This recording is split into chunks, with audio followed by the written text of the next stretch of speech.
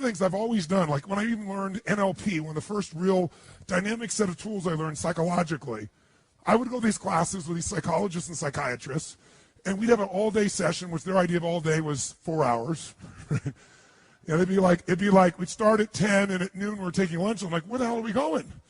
We're going to lunch for an hour and a half, and then we come back at 1:30, and sure enough, by 3:30 or 4, it was the end of the program. And I was like, Jesus, you didn't even do a quarter of a day. So I took the rest of the time, and I extracted everything I could from what I learned.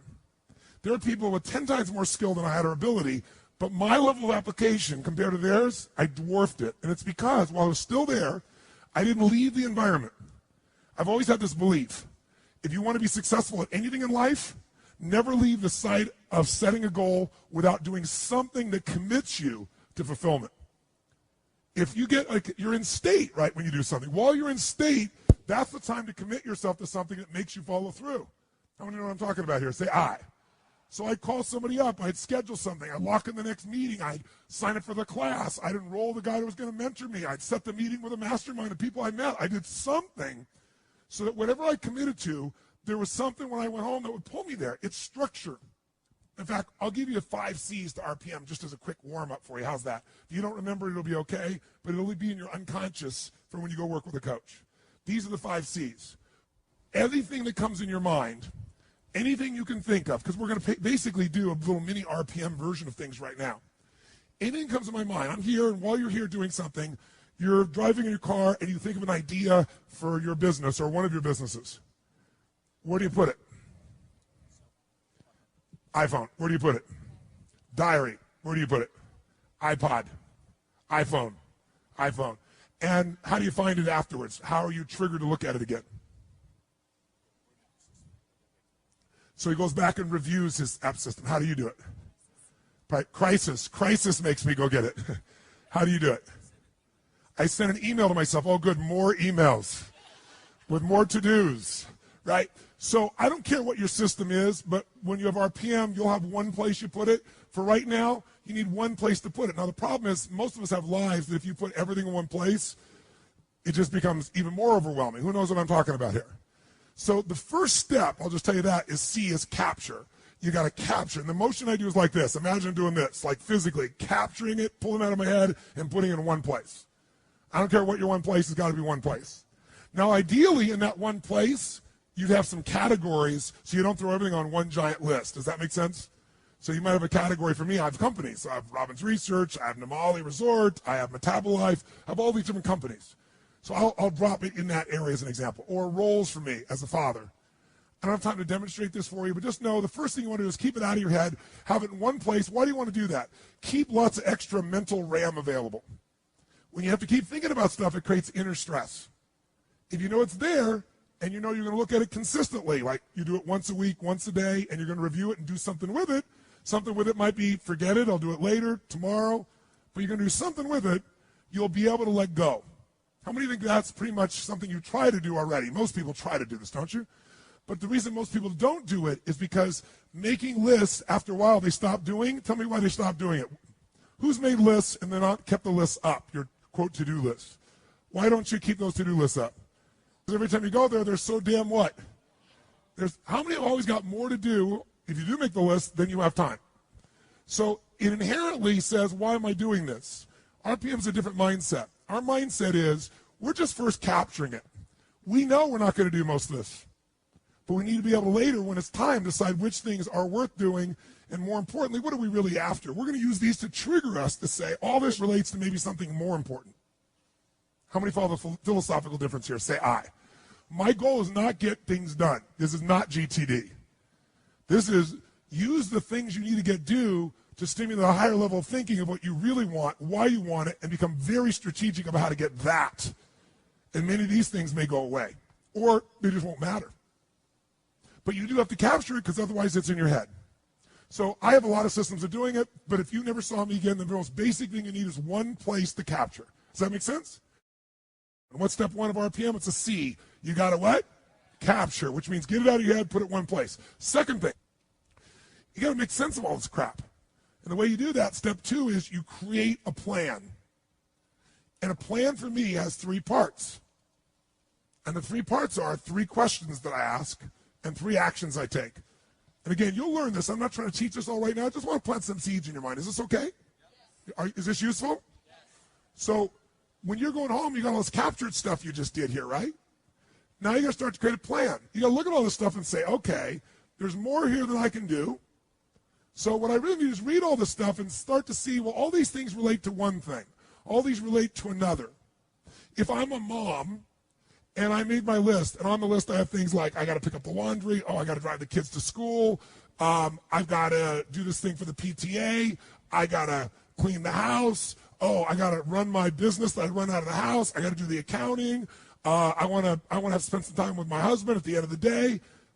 Soccer mom, totally stressed out. But if I write all those things down, get them out of my head, and when I write them all down, I then start to put them together and go, you know, this, and this all relates to my kids. This all relates to the house being great. This, and this all relates to my business. And this is about my personal life being rich and happy. I'm able to do something really nice. I'm able to go from this, which is what your capture list looks like. You'll start writing it down. You go, I got to do this, and that, and this, and this. And you start to feel good. It's out of my head. But then you go, I got to do this, and I got to do this, and I got to do this. I got to do this. I got to do this, and I got to do this, and I got to do this, and I got to do this, and I got to do this, and I got to do this, and I got to do this. I got to do that too, and that too. So step 2 is I look at my capture list and I create a plan. And the way I create a plan is I start to figure out, what do I really want? That's what the world is saying to me. That's what's in my head. What do I want? I might start to group some things together. I might start to say, you know, let's take a look at this. You know something? Watch this. Watch this for a second. This item here, clean the house, and this thing, and this thing, and this thing, these all relate to the house. And my outcome there is I want a magically clean house because, why? It makes me feel fully alive.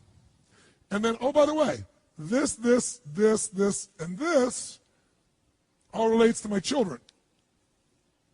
Oh, and this, and this relates to my business. And oh, yeah, this is me personally. Anybody see what happens? Suddenly, 80 action items or 12 or 30 will turn into 4 outcomes. There's something here that I want for my home. There's something I want here for my kids. There's something I want here for my business. There's something I want for me. And what that does is now I can start to go, okay, instead of reading all these items, what do I really want for my kids? What's my outcome this week or today? And you get really, really clear about what you're after. You use this to take you to another level higher. Use this to trigger a higher vision instead of letting this limit you. And once you know what you want, that's the first question. So create a plan has 3 questions to it and 3 actions. First question is, what do I really want? How many of you would feel different in your life just by this language change? What do I have to do versus what do I really want to accomplish? Would that change the way you feel about your life, yes or no? Yes. How does it feel with have to do? See, RPM, when you finally learn it, has many pieces to it. Above all else, it's a thinking process. And better thinking creates better results. It's that simple. So you don't have to ever use a piece of paper to think this way. From now on, all this stuff's happening, you go, what's my outcome? What am I really after? What do I want? What's the specific results? Like, what's the target? Let's chunk up. I don't ever go in a meeting with anyone. What do you think the first words out of my mouth are when I sit down in a meeting after the hellos and the proper connections? What do you say? I always say, what are the outcomes for this meeting? Because how long the meeting is based on getting the results that we're there for. It makes a much more fulfilling life. Or if you can't get in that time, you know that outcome's still not done. We're going to come back and get that outcome done. How many follow what I'm talking about here? Say I. Now, when you get clear what your outcomes are, that's the first question of creating a plan. Second question is, why do I want it? Why? Why is this important to me? Why is this something that really is a must for me? I don't have to do it. I want to do this. Why is this transformative? What's exciting about this to me? And almost all of you have certain key words that are triggers for you. And language shapes your emotion. You want to have a nutritious meal or a delicious meal. You might say, I need a nutritious meal. But what if I said, this is a delicious, nutritious meal? You're more in. If I said to you, I want to introduce you to this person, they're really nice, versus they're delicious. Right, who knows what I'm talking about here? So when you learn RPM, you're going to learn that RPM is a system of thinking, that RPM is the power of language, because you can change a few words in your outcome. It'll totally change where you end up and what you're going after in your life. RPM is a visual chunking system, a way to take all that stuff you saw and group 82 things down to 4. And guess what will happen to your stress level? Through the floor. Guess what happens to your concentration ability? Through the roof. What are you going to focus on? That's another one. RPM is a focusing tool. It makes you focus on what's most important, because most people major in minor things. Am I making sense? So you got to know, why are we doing this? And I always look at 2 levels of why. Why for me? Why for the team? What's the big why? If I'm involving other people, if it's just me, then it's me. But I usually have the big why. So I said 3. Step 1 is capture. Step 2 is create the plan. There were 3 questions. What are they? Number 1 is, what do I really? Or another word for that is, what is my? Or another word for that is, what is the result? And I eventually try to get it to a result because I want to make it measurable, if at all possible. If I can't get it measurable in a short time, I want major progress on as my outcome, right? Or complete something, or whatever it is. My purpose are some key words. Write this down. Purpose, I should say, activity without purpose is the drain to your life. Activity without purpose is the drain to your life. It's the drain to your wealth. It's the drain to your lifestyle. 3 questions. What's my outcome? What's my purpose? What's my why? Third one, what's my massive action plan? Or another, say, what do I need to what? Now you ask that question, it makes some sense. Because what to do depends on what your outcome is. Otherwise, what you're going to do is going to be based on stress, concern, fear, people interrupting you, reacting, demands. And so your life is nothing but a reaction tool. Of all the tools I have, this may be the most valuable one, ironically. Because this is the one how it all gets executed. And I don't teach it very often. So, third question is, what's my massive action plan? What do I need to do to achieve this? And when you do that, you'll take things off your capture list and you'll cross them off as they fit in, or you'll say, I don't even need to do that. So, to create a plan, there's 3 questions and then there's 3 actions. This gets a little more technical, but I think you can pick it up real easy. You take those action items and you put them in order of importance. Does that make sense? But the way I do that more quickly is I go put a star next to the ones that are the 20% that's going to give me 80% of the result. Because I know I'm not going to do all these action items. I know even if I intend to, I'm going to get interrupted 20 million times. So I want to know, what's the 20% of this list? I've got an outcome. I got a purpose. And I have this little block. The center of the target is the outcome. I see the purpose with all the juicy words. Why I'm doing this? Now I got this list of 7, 8, 9, 10, 12 things, action items. They're all related to kids, that kid outcome. I'm not going to do all those today. Which are the 20% that make the biggest difference? I star those. And guess what else I do? I figure out what's the 20%, what I call it, what are the must items. My musts are the 20% that are going to make 80% of the difference. That way, every day I can still succeed. That's why I still do my lists and most people don't. Because I don't do lists. I come up with outcomes and purposes, and I got lists within them, and they're highly prioritized with what matters. And later on, if I want to come back and do more, great. So, 3 questions, 3 actions. The actions are, star the things that are musts. 2, establish the real time. The real time is I go minimum to maximum. On each of those items, I go, how long is this really going to take? Why is that important?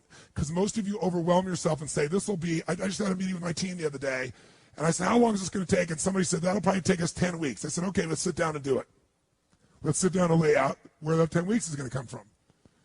And we're all done. It was about 7 hours worth of work. Because we all overestimate when it's in our what?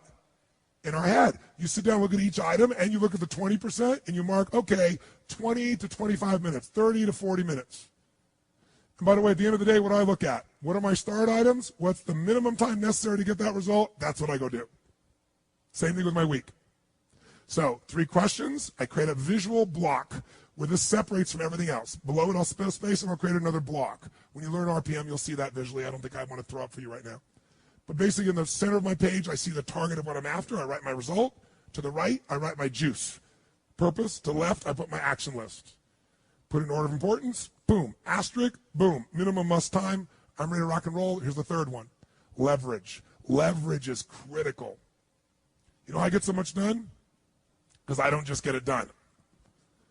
I know the outcome, I know the purpose, and I look for leverage. Leverage is different than delegation.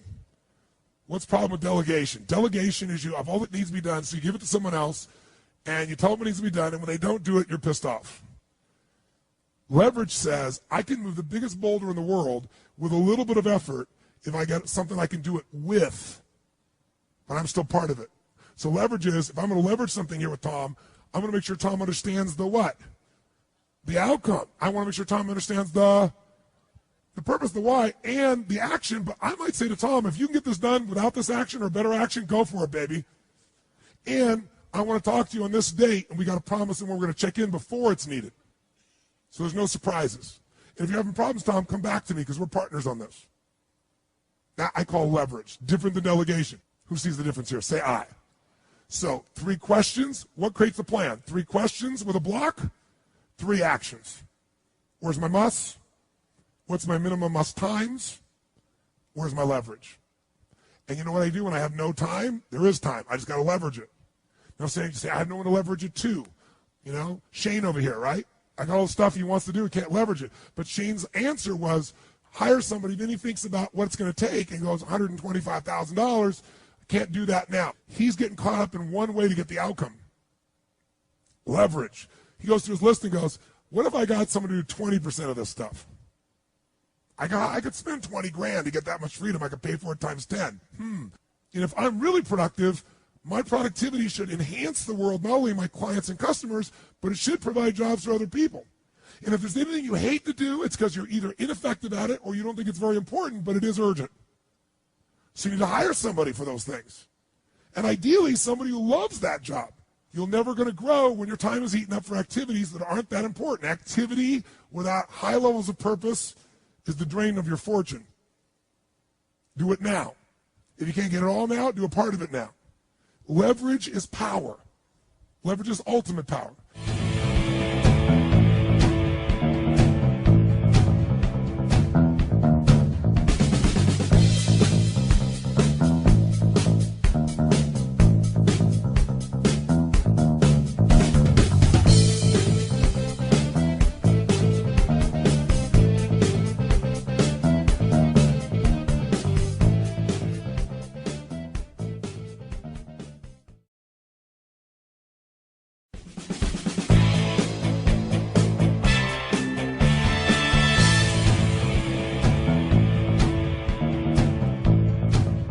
So, we said there's 5 steps. It's going to go much quicker now. This is the hardest part, is number 2. So what's the first step to doing RPM? Number 1 is you got to do what? Nice and loud, what? Step number 2 is after you capture all in one location, maybe you learn to chunk it a little bit while it's still there, see what relates. But then what's step number 2? Create a what? An RPM plan. Not just a plan, an RPM plan. R stands for result, P stands for purpose, M stands for massive action plan. RPM is like a car. You increase the RPMs, increases its power, you get from here to there much faster. RPM. Results, what does it stand for? Results focused, purpose driven, massive action plan. That's what RPM. Results focused, purpose driven, massive action plan. That's what you want. So, what are the 3 questions and the 3 actions in order if you have a plan? Tell me. First question is, what's that? What do I? Yes, what do I want? What's my outcome? What's the specific what? Result. And that's often a good way to ask that same question. Start general, what I want, turn it into an outcome, get it down to a specific result. Second question, what's my big why? What's my purpose? What's my reasons? What's my why? What's my purpose? Why do I want to do this? That's the real question. Why do I want to do this? Very different to want to than to have to, isn't it? Now, what's my massive action plan? What do I need to do? How many got this in your body by repetition now? Say I. What are the 3 actions? Number 1, we want to figure out which ones are our what? Must. 20% that makes 80% of the difference, asterisk those. Those are your priorities. You're not going to do them all. Just decide you're not going to do them all. Let go. Be free. 2, figure out minimum, maximum time for them. Estimate, just off the top of your head. 3 minutes to 10 minutes. 45 minutes to 90 minutes. Give yourself the range. On the computer, by the way, adds it all up, and you can look at a block and it already tells you for the whole day how much time. Minimum, must time, maximum amount of time. By each RPM block, it'll do it for you. But you can do it by hand. It's well worth a few seconds to do. Third thing we want to do, see, is there any of this that we could what? How could this soccer mom leverage? Her activities are things like drive the kids to school, pick them up from the school, drive them to violin practice, drive Johnny to soccer practice.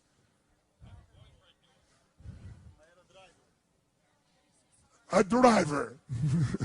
Said in perfect Russian. Could you do a carpool? Could you trade days? Yes. So that when you're doing it, could you do the morning and someone else did the afternoon?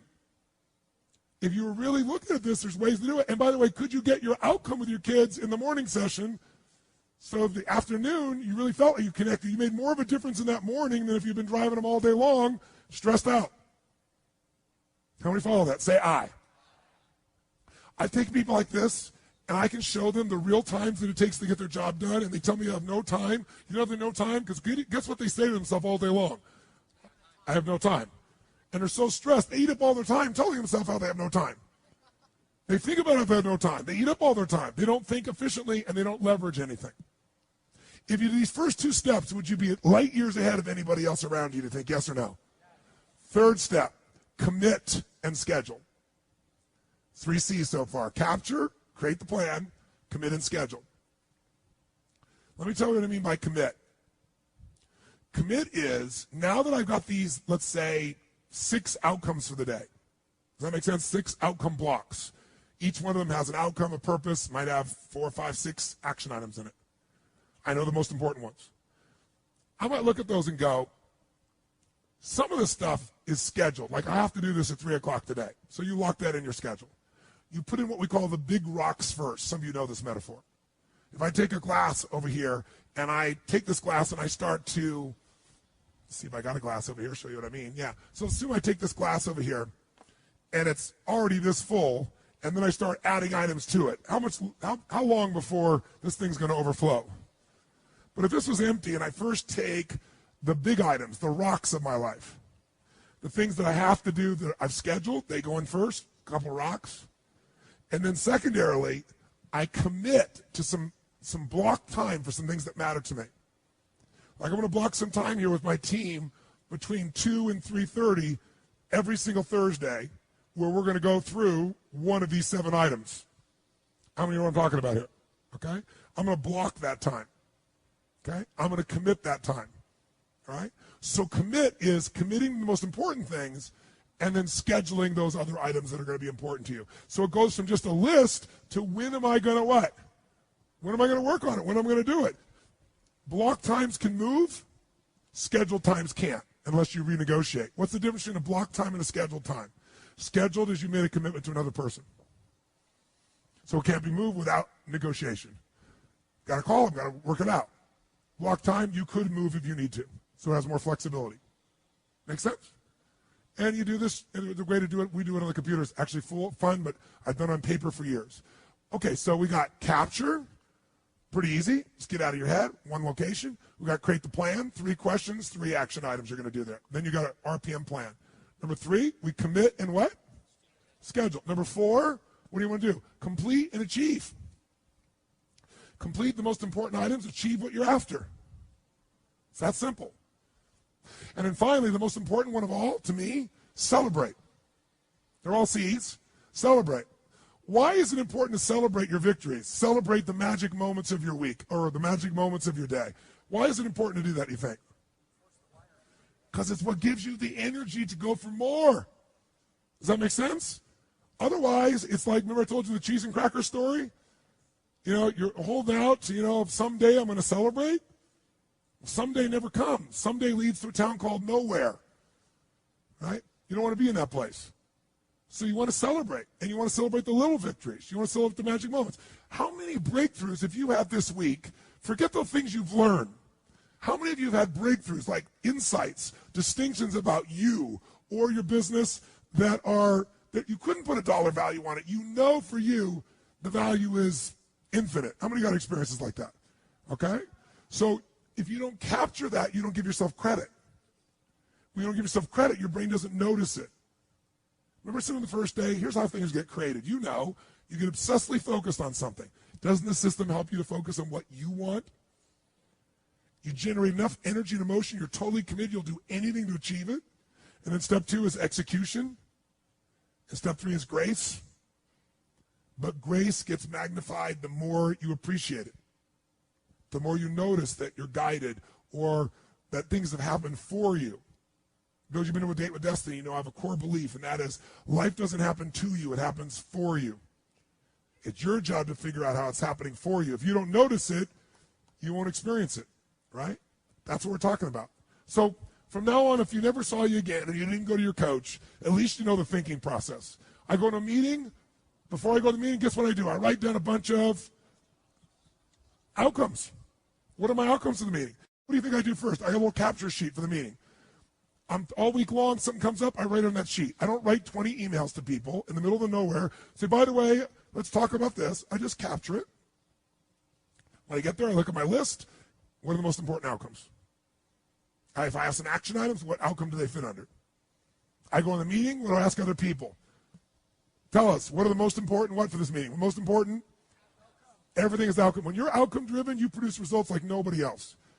And I'm associated with the why. Why am I doing this? Why am I in partnership with these people? Right? What's this all about? Because that'll put you in state.